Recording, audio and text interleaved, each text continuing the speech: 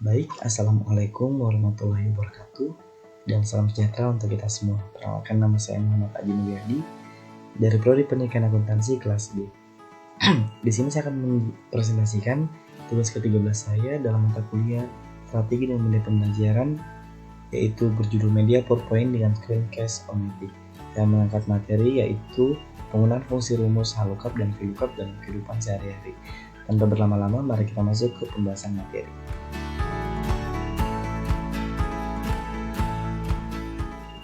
Nah, pada pembahasan materi terdapat 5 poin. Yang pertama itu penyampaian kompetensi inti, yang kedua penyampaian kompetensi dasar dan IPK, yang ketiga ada penyampaian pembahasan materi, yang keempat ada penyampaian materi fungsi VLOOKUP, dan yang kelima ada pembahasan materi atau penyampaian materi fungsi HLOOKUP. Nah, di sini ada kompetensi inti yang dari materi tersebut mencakup pertama kompetensi inti pengetahuan, yaitu memahami dan menerapkan berbagai rumus spreadsheet sesuai kebutuhan yang mencakup beberapa fungsi, yaitu fungsi VLOOKUP dan fungsi HLOOKUP. Kemudian untuk kompetensi inti keterampilan, yaitu mengolah, menalar, dan membuat format aplikasi spreadsheet sebagai kebutuhan sehari-hari yang dalamnya mencakup beberapa fungsi, yaitu fungsi VLOOKUP dan fungsi HLOOKUP. Nah, selanjutnya penyampaian poin KD, kompetensi dasar, dan IPK. Nah, pada materi kali ini mencakup KD 3.1, yaitu menganalisis berbagai rumus spreadsheet sesuai kebutuhan yang mencakup beberapa fungsi, yaitu fungsi VLOOKUP dan fungsi HLOOKUP. Indikator pencapaiannya yaitu yang pertama, mengetahui dan memahami berbagai rumus fungsi spreadsheet dalam kehidupan sehari-hari. Yang kedua, mengetahui dan memahami tujuan penggunaan rumus fungsi spreadsheet dalam kehidupan sehari-hari. Dan yang ketiga, mengetahui dan memahami perbedaan rumus fungsi spreadsheet dalam kehidupan sehari-hari. Nah, selanjutnya kompetensi dasar 4.1, yaitu membuat format aplikasi spreadsheet sesuai kebutuhan yang dalamnya mencakup beberapa fungsi, yaitu fungsi VLOOKUP dan fungsi HLOOKUP. Indikator pencapaiannya di sini yang pertama yaitu membuat format aplikasi dari rumus fungsi spreadsheet dalam kehidupan sehari-hari dan mengoperasikan format aplikasi dari rumus fungsi spreadsheet dalam kehidupan sehari-hari. Selanjutnya penyampaian poin ketiga yaitu pembahasan materi. Nah, pada pembahasan materi di sini terdapat 2 poin. Yang pertama, rumus fungsi VLOOKUP dan rumus fungsi HLOOKUP. Kita masuk ke penyampaian fungsi VLOOKUP. Nah, mengolah data dengan menggunakan fungsi lookup. Yang pertama ada fungsi VLOOKUP. Fungsi VLOOKUP di sini merupakan fungsi untuk membaca dari tabel secara vertikal atau kolom. Bentuk penulisan fungsi VLOOKUP adalah sebagai berikut, yaitu sama dengan VLOOKUP dalam kurung lookup value, table array, call index num, dan range lookup. Keterangan di sini yaitu lookup value yaitu adalah nilai sebagai dasar data, table array yaitu range table data yang dibaca, call index num yaitu nomor urut yang menyatakan posisi kolom dalam suatu table, dan yang terakhir ada range lookup yaitu bersih true jika table tersebut diurutkan dan bersih false jika table tersebut tidak diurutkan. Selanjutnya catatan untuk data table atau table array sebaiknya diberi nama dengan cara memblok data table, kemudian klik pada kotaknya box, lalu memberi nama pada table tersebut, kemudian tekan enter. Contoh dari table array tersebut dapat kalian lihat pada layar PPT yang saya tampilkan. Kemudian untuk langkah-langkah mengisi kolom jenis mobil dari sel D11 dan D14 adalah sebagai berikut. Yang pertama, beri nama data table, yaitu table mobil dengan cara blok data table dari sel A4 sampai dengan C7. Lalu klik name box dan beri nama mobil, lalu tekan enter. Kemudian klik pada sel D11, lalu klik insert function. Nah, pada kategori lookup and reference, pilih VLOOKUP, kemudian klik OK. Pada tampilan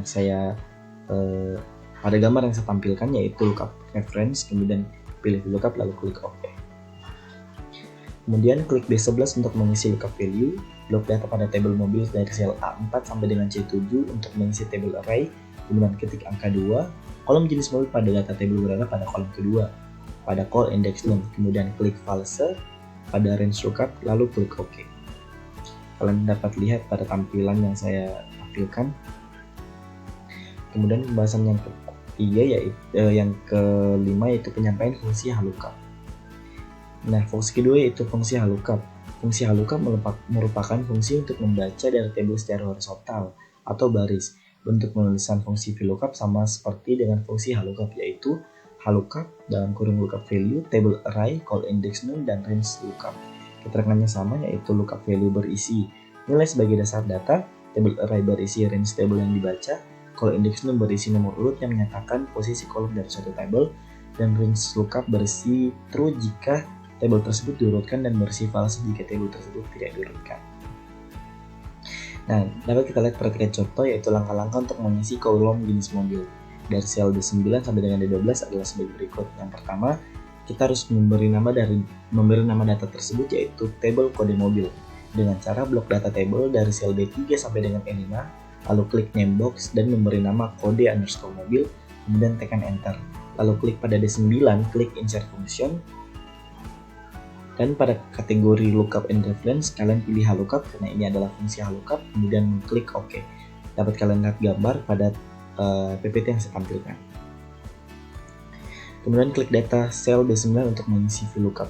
Untuk mengisi lookup value, blok data pada tabel kode mobil dari sel B3 sampai dengan E5 untuk mengisi table array, dan ketik angka 2, kolom jenis mobil pada data table berada pada kolom kedua, pada call index none. Kemudian ketik false pada range lookup, lalu kemudian klik OK. Dapat kalian lihat gambar pada tampilan PPT yang saya tampilkan.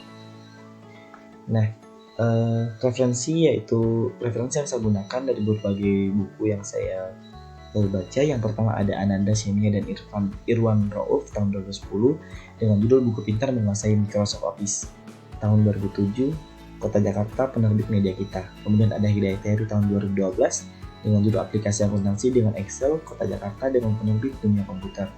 Kemudian ada Harti Dwi tahun 2011 dengan judul Modul Akuntansi 1A untuk SMK dan MAK, Jakarta, penerbit Erlangga. Kemudian ada Suciono Bimo dan Deki Noviar tahun 2012 dengan judul Modul Mengoperasikan Aplikasi Komputer Akuntansi untuk SMK dan MAK, Jakarta, penerbit Erlangga. Dan terakhir ada Hidayat Taufik tahun 2009 dengan judul Teori dan Praktik Membuat Aplikasi Akuntansi dengan Microsoft Office Excel, Jakarta, penerbit Media Kita.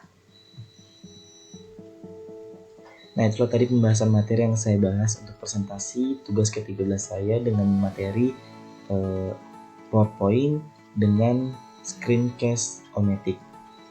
Lebih dan kurangnya mohon dimaafkan. Wabillahi taufiq wal hidayah. Wassalamualaikum warahmatullahi wabarakatuh. Semoga materi yang saya sampaikan bisa bermanfaat bagi kalian semua.